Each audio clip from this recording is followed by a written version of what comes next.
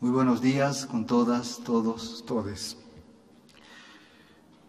Quiero saludar muy especialmente a la presidenta de la Asamblea Nacional, Guadalupe Lori. Saludar muy especialmente también a la secretaria de Derechos Humanos, Leonardo Ordóñez, a José Cabascanga, que me antecedió la palabra, y autoridades asambleístas en el presidio. A todas, todos ustedes, representantes del cuerpo diplomático, colegas de Naciones Unidas, colegas de la prensa que están trabajando, a mis colegas acá presentes que me acompañan, amigas, amigos. En primer lugar, quiero extender mi más sentido agradecimiento por esta invitación, este día conmemorativo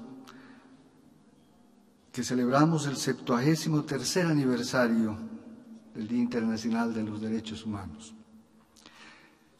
Yo nací en Bolivia, soy migrante, pero no vengo aquí con el título de jefe de misión de la OIM, donde he trabajado ya alrededor de 25 años en más de 12 países, empobrecidos, vulnerables, en el África subsahariana, en los Balcanes, en Medio Oriente, en Centroamérica, para finalmente encontrar este oasis en el Ecuador desde hace 2 años. Sin embargo, desde los últimos años, los últimos 4 años, hemos venido observando un fenómeno migratorio masivo que no habíamos visto en nuestra región.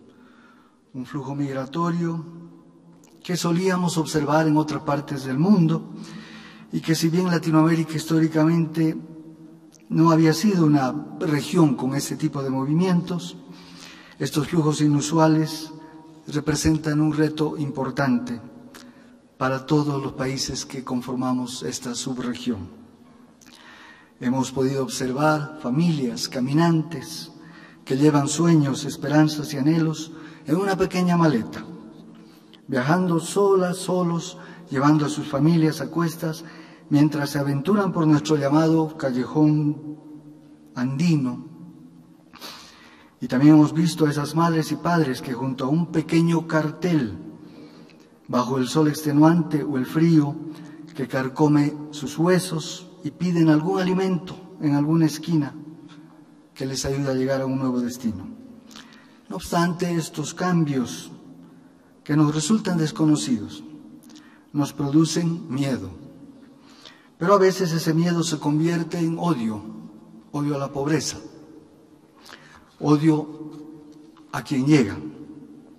No llegamos a comprender de todo la realidad, o peor aún, esta se transforma en los peores males que afrentan migrantes y refugiados cada día: la xenofobia, la discriminación y la indiferencia de nuestra sociedad. La noción de derechos humanos, derechos que todos los seres humanos tienen por el mero hecho de serlo, seres humanos, se encuentra presente en la historia de la humanidad desde la antigüedad. No obstante, estos derechos fundamentales tuvieron que afianzarse y se plasmaron solo después de conocer o vivir las atrocidades que se cometieron en la Segunda Guerra Mundial. El punto de partida de la protección universal de los derechos humanos se encuentra en la Carta de las Naciones Unidas, ya firmada en el año 1945, que en varias de sus disposiciones enuncia la obligación de respetar, promover y garantizar los derechos humanos y las libertades fundamentales. Estas disposiciones suponen todo un cambio de perspectiva, ya que desde la entrada en vigor de la Carta, todos los individuos serán merecedores de protección en tanto que seres humanos, independientemente de su nacionalidad. En la actualidad, el ordenamiento internacional ofrece una amplia gama de instrumentos internacionales en materia de derechos humanos, que satisfacen 2 funciones básicas. De un lado, desarrollar sustantivamente un amplio elenco de derechos humanos y libertades fundamentales. De otro, con el fin de reforzar su eficacia, crear una serie de mecanismos de protección encomendados a órganos internacionales. Dichos mecanismos han sido articulados tanto en el plano universal, donde destaca la acción de la Organización de las Naciones Unidas.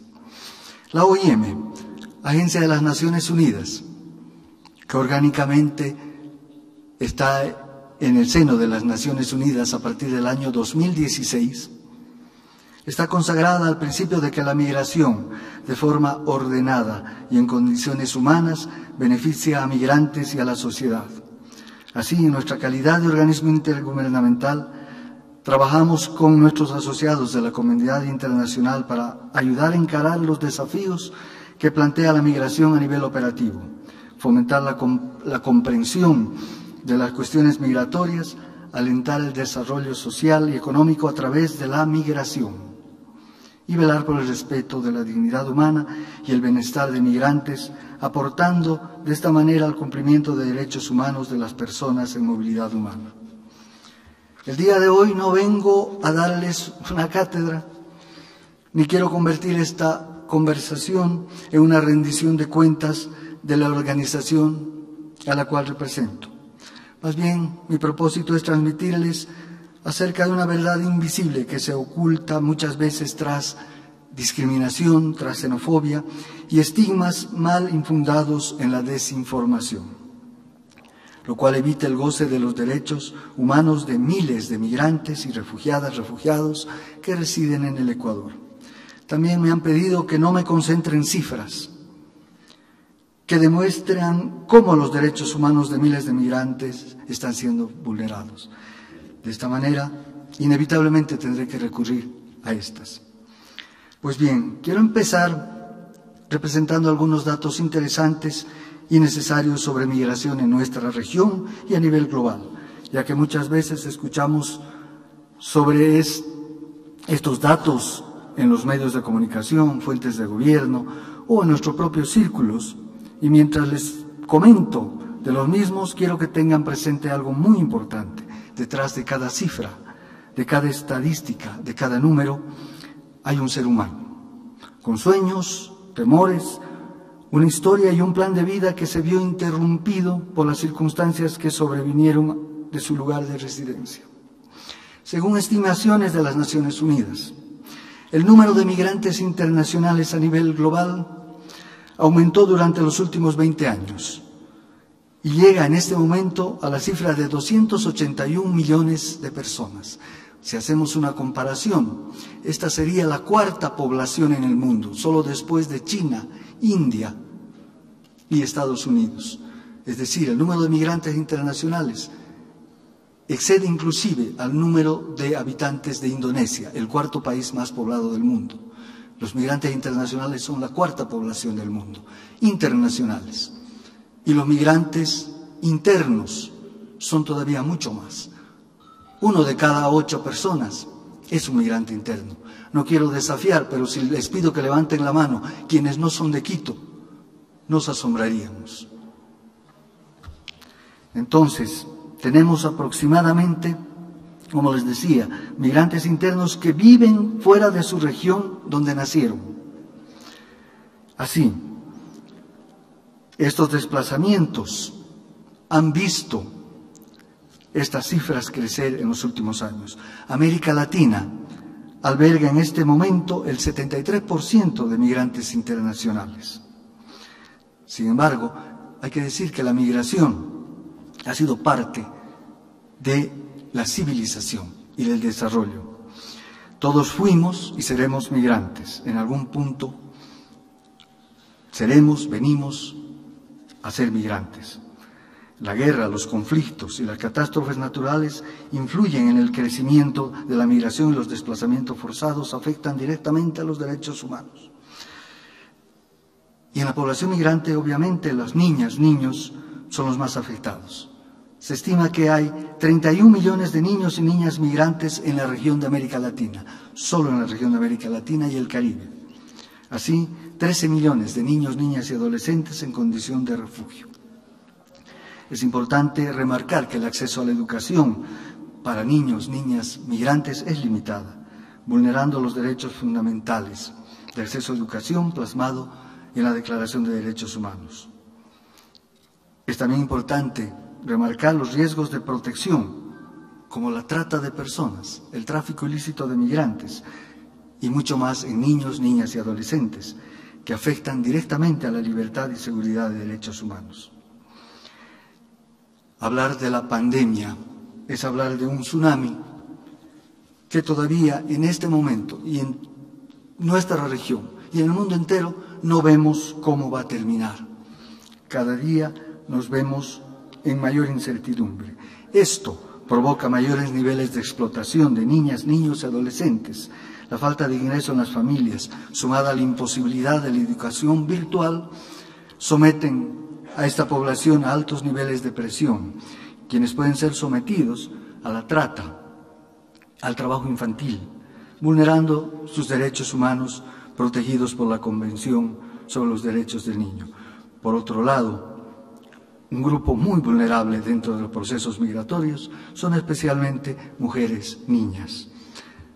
A grandes rasgos, en el año 2019, el 15% de migrantes venezolanas ingresó al país a través de un paso fronterizo no oficial, conocido como trocha. Esto fue el año 2019. Como ustedes saben, a partir del año 2020 se cerraron las fronteras y todos los pasos, todos los tránsitos son irregulares. Y todavía no se han abierto las fronteras. En ese sentido, la violencia física en la población venezolana es 4 veces superior a la población en comparación con la población ecuatoriana. El trabajo forzoso es más de 60 veces superior en la población venezolana que en la ecuatoriana. Esto es un 6% versus un 0,1% en relación al trabajo forzado. Las mujeres son las más vulnerables a este tipo de vejámenes y al ser víctimas de violencia. En un 2,5%, es decir, un 350%, son víctimas por intimidación y amenaza. Son 10 veces más vulnerables a ser tratadas de forma degradante. Son 3 veces más propensas a ser víctimas de violencia física. 2 de cada 5 mujeres venezolanas reportó haber sido víctima de violencia durante su viaje. 2 de cada 100 reportó haber sufrido violencia sexual. Todos estos datos nos obligan a reflexionar, a pensar. La COVID-19 es un agravante, sin lugar a dudas, en el delito de trata para la población migrante, pues se han fortalecido las redes delictivas. Los migrantes están expuestos a mayor explotación laboral, y ni hablar de la explotación sexual. Migrantes asumen deudas impagables. Quienes viven en situación de calle están expuestos a ser víctimas de trata. Resulta muy paradójico y triste pedirle a un migrante en la calle que se quede en casa. Así también el confinamiento ha invisibilizado el delito y dificultó la identificación de casos. No quiero atiborrarles con más cifras que solo vendrían a profundizar nuestra angustia. Para ir culminando, me gustaría brindarles un dato alarmante y preocupante que debe ser tomado en cuenta para hacer una introspección de la labor que se hace respecto a la situación que vulnera profundamente los derechos humanos de millones de personas que deciden migrar por diferentes motivos. El año 2021 ha sido uno de los años más mortíferos para migrantes que han tratado de cruzar los desiertos, ríos y áreas remotas de las diferentes rutas migratorias del continente americano, convirtiendo este año en el más letal en el que se lleva este tipo de registros que la OIM en particular lleva a cabo desde aproximadamente una década. Se estima que 650 migrantes provenientes de América Latina y otras partes del mundo como África han muerto en la ruta migratoria desde México a Estados Unidos, incluyendo esta cifra a ecuatorianos que han migrado por estas rutas. En la desesperación que tienen muchas personas al emprender estas rutas migratorias es la que les lleva a tomar estos caminos, siendo incluso conscientes de que pueden morir en el camino. Hay que ponerse en el zapato de estas personas que están pensando en migrar de sus países a otros. ¿Creen ustedes que una persona que no tuviera la desesperada necesidad de migrar desde su lugar de residencia, ya sea por su precaria situación económica o porque recibe amenazas diarias o son perseguidas, quisiera realmente emprender un viaje tan brutal para llegar a un país que le brinde seguridad y una estabilidad económica? Créame que la respuesta es rotundamente no. Y a veces no somos conscientes de que esta realidad no solo golpea la frontera ecuatoriana, sino muchas fronteras, donde mueren miles de migrantes al año. La migración riesgosa también es letal, también lleva a cabo o se lleva a cabo siguiendo falsas promesas, siguiendo las invitaciones de mafias que se lucran del dolor y de la desesperación de quienes buscan un futuro mejor. La unificación o reunificación familiar también viene siendo un grave y triste desafío. Es así que la importancia de una migración ordenada, segura y regular, como lo plantea el lema, por decirlo así, de nuestro Pacto Mundial para Migraciones, es posible a través de políticas enfocadas a proteger, promover y garantizar los derechos humanos de migrantes y refugiadas, refugiados, tanto en tránsito como en países de acogida. Para terminar, les agradezco su atención y su voluntad de continuar trabajando por leyes que promuevan y protejan los derechos humanos de migrantes y refugiados que están en el Ecuador.